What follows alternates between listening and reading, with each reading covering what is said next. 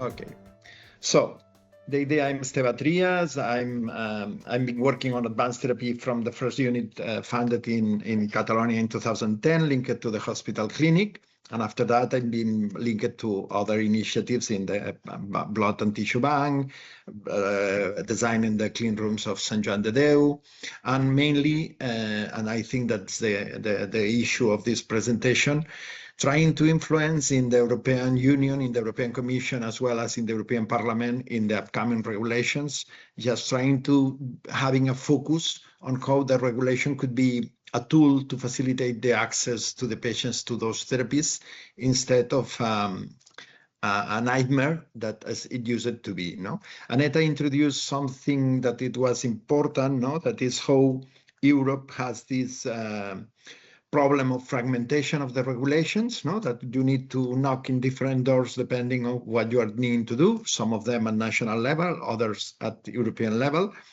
And this lack of flexibility or capacity or speed in adapting the needs to the reality. No, I think that for me this is the starting point. If we do nothing, Europe will become the third, the fourth, of even the fifth actor in advanced therapy in the world, even after not only China and the States, if not probably India, that is having a lot of speed on that. And of course, there are initiatives, as the Draghi report about that, and there are some initiatives, but the initiatives by themselves are not enough, and unless having all the excellence network of research, universities, academic institutions, and the basis for our patients or the leadership of our clinicians, if we are not reacting, probably the initiatives will not be enough. No? And in that sense, sometimes it looks like there are different interests coming from the academic environment or the FPA or the pharma environment, but I think that there is a common objective that should be shared. And I think that there is not a competition between areas if it's not some synergies that we need to build in that direction. The advanced therapies, as you know, is a regulation. As I said, in Europe, we have different doors for each kind of regulation. But for instance, in the States, in the FDA, you can present a product. The product can be classified as a different thing, but the entrance of the door from this product or this clinical trial is a single one. Just to reinforce the idea that the advanced therapy starts with a substance of human origin. So the origin, the conditions related with the origin are related with the regulation of substance of human origin that was approved in 2024, merging the regulation of cells and tissues with the one of blood, and including all new therapies like the microbiota, the meal bank, etc. This is important because most of the therapies that we are using today, when we talk about personalized medicine, are autologous one, but when the therapy or the origin of the product would be homologous or would be allogenic, that will have some challenges. And here starts some of our nightmares. The classification with Piolat was talking about hematopoietic stem cells transplantation or not is related with the substantial manipulation of the product or the use for the homologous use, original homologous use that they have. But we don't finish with advanced therapies as itself. If not, then we have even the regulation of medical devices or other medical products. The regulation was established in 2017, and the regulation established, that's very briefly, that it's necessary a centralized procedure that should be managed by the European Medicine Agency with this central marketing authorization. And this central procedure is just focusing on oncology products, HIV therapies, advanced therapies, and that could be coordinated by the Medicine Agency that is authorized globally. And in the European Medicine Agency, we have different committees, one specific for advanced therapies, that is the Committee of Advanced Therapies, that is a committee that is only providing a kind of draft opinion, because at the end, is the Committee of Human Medicines, the one that finally approve a product. And the Committee of Advanced Therapy is just having these 4 functions: evaluation of the applications, classification in this concept of borderline products that could be understood if it could be in some regulatory framework or another one, certification, that is something that could be useful if you do all the procedure according with the rules for attracting investors or to show that your product is strong enough, and the scientific advice that is very useful for the initial stages.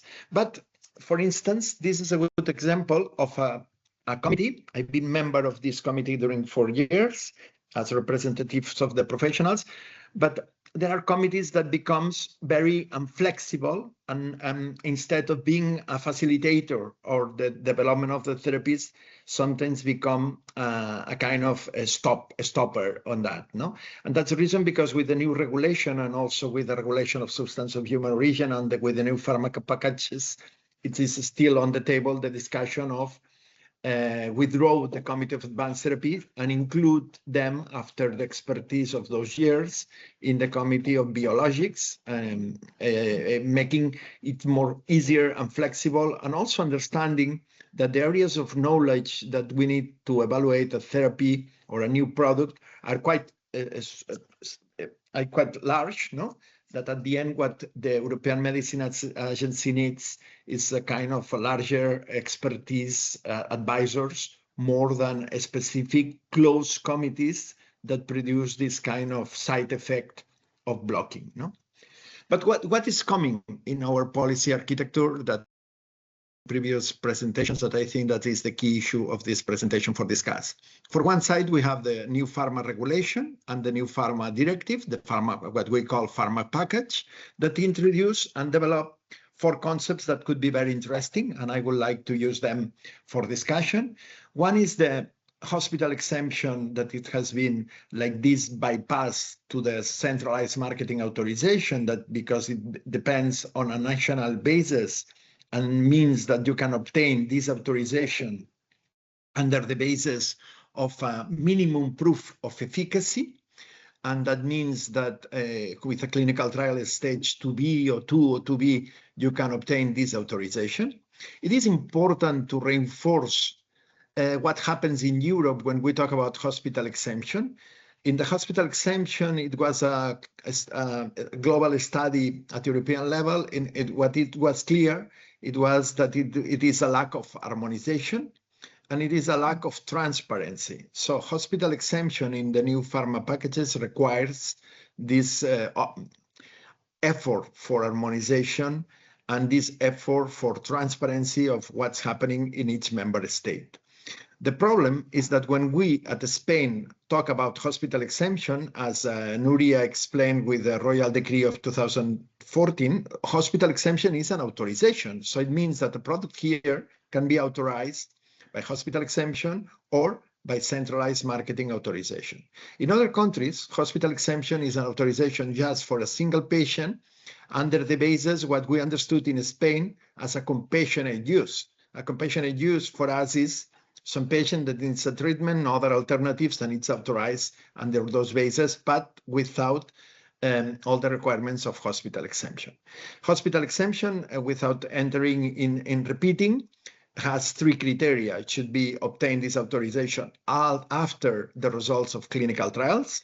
The product should be produced under GMP conditions, and the production could be outsourced. For instance, a model, as Piolach was saying, when you can produce in clean rooms that could be specialized for different products, you can have the hospital exemption in one specific hospital, and the production could be outsourced, but you need to develop a clinical trial before demonstrating, and you need to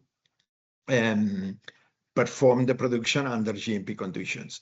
It is strange because when you go to Europe, most of the people says all the hospitals are working under the basis of hospital exemption, and this is not true. We have in Spain only 5 products authorized by hospital exemption.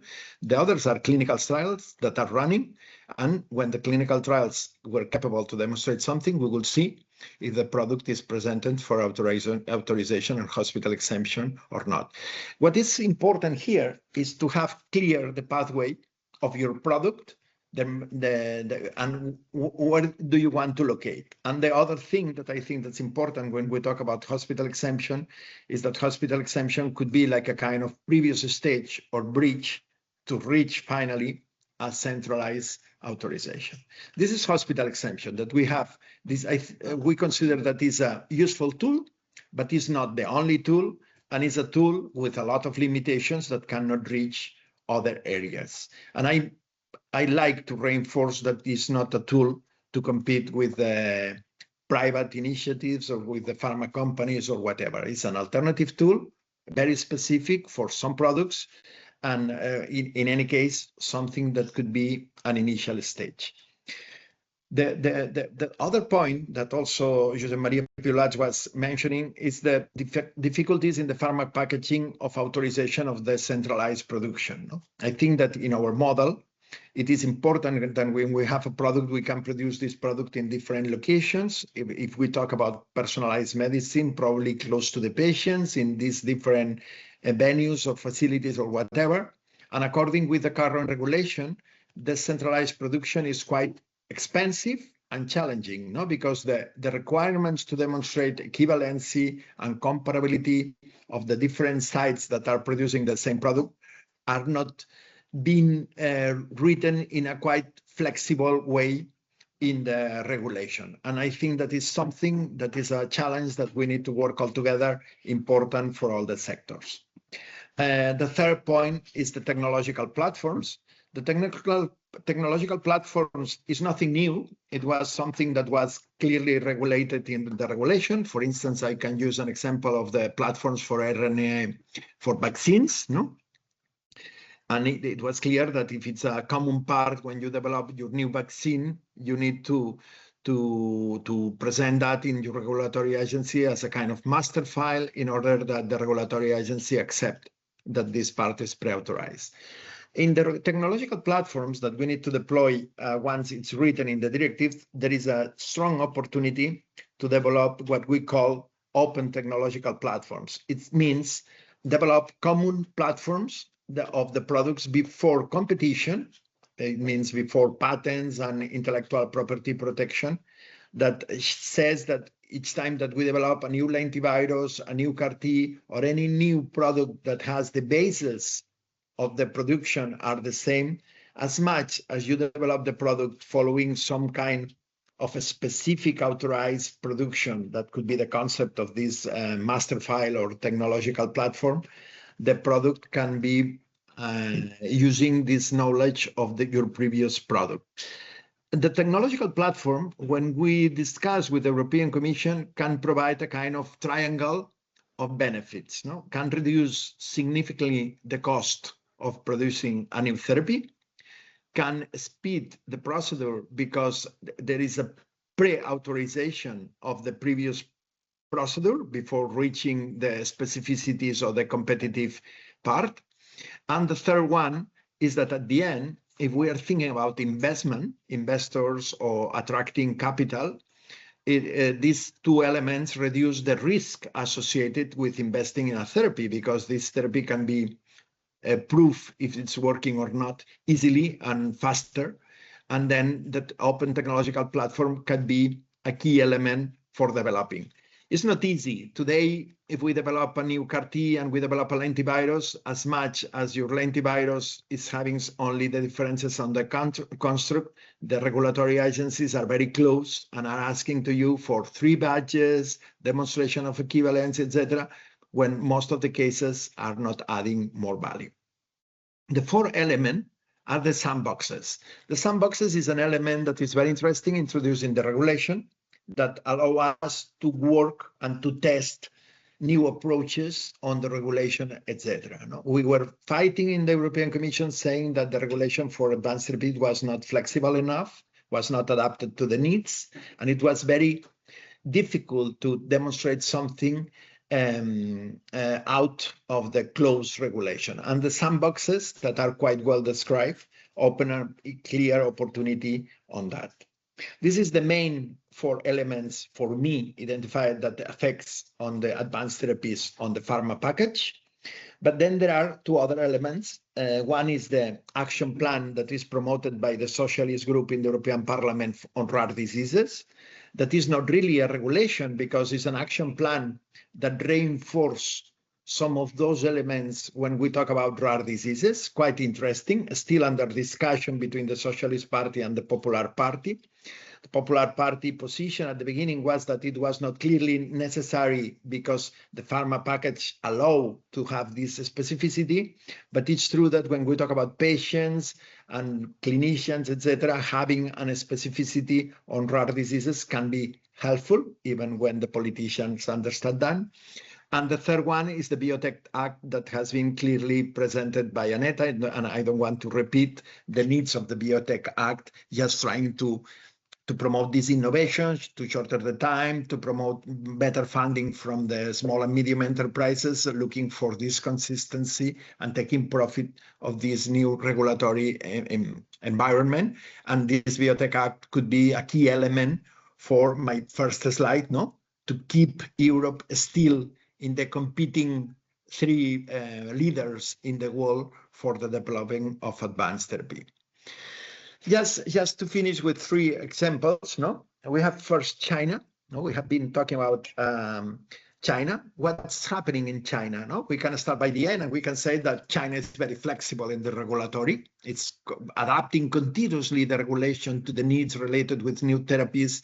It's attracting also talent. The people, we were talking years ago that China was capping. I think that this is not what is happening today. They have the technology, they have the knowledge, they have the talent, and they are quite investing very aggressively on these startups, small and medium enterprises. The government is supporting strongly, and they are very, very, very fast and in scaling up and testing, etc. If you go to a Chinese hospital and look how many clinical trials on how many different products they are developing in parallel, is really impressive. So I think that we need to look at China as an example.